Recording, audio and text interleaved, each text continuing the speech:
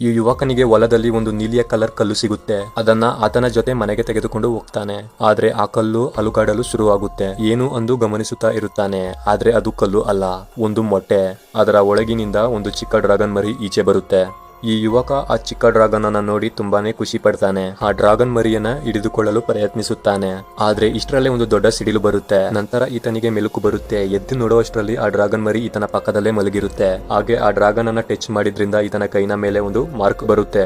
ನಂತರ ಈ ಡ್ರ್ಯಾಗನ್ಗೆ ಹಸುವಾಗುತ್ತೆ.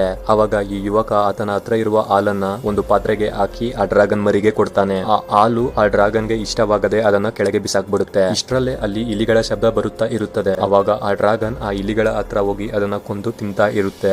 ಮುಂದಿನ ದಿನ ಈ ಯುವಕ ಆ ಡ್ರ್ಯಾಗನ್ ಮರಿಗೆ ಯಾವ ರೀತಿ ಹಾರಬೇಕು ಅಂತ ಟ್ರೈನಿಂಗ್ ಅನ್ನ ಕೊಡ್ತಾ ಇರ್ತಾನೆ. ಹಾಗೂ ಆ ಡ್ರ್ಯಾಗನ್ ಹಾರುವುದನ್ನ ಕಲಿತು ಅಲ್ಲಿಂದ ದೂರಕ್ಕೆ ಹಾರ್ಕೊಂಡು ಹೋಗುತ್ತೆ. ಈ ಯುವಕ ಆ ಡ್ರ್ಯಾಗನ್ ಇನ್ನು ಮತ್ತೆ ವಾಪಸ್ ಬರೋದಿಲ್ವೇನೋ ಅಂತ ಅನ್ಕೋತಾನೆ. ಮಿಕ್ಕ ಸ್ಟೋರಿಯನ್ನ ನೆಕ್ಸ್ಟ್ ಪಾರ್ಟ್ ಅಲ್ಲಿ ಎಕ್ಸ್ಪ್ಲೇನ್ ಮಾಡ್ತೇನೆ.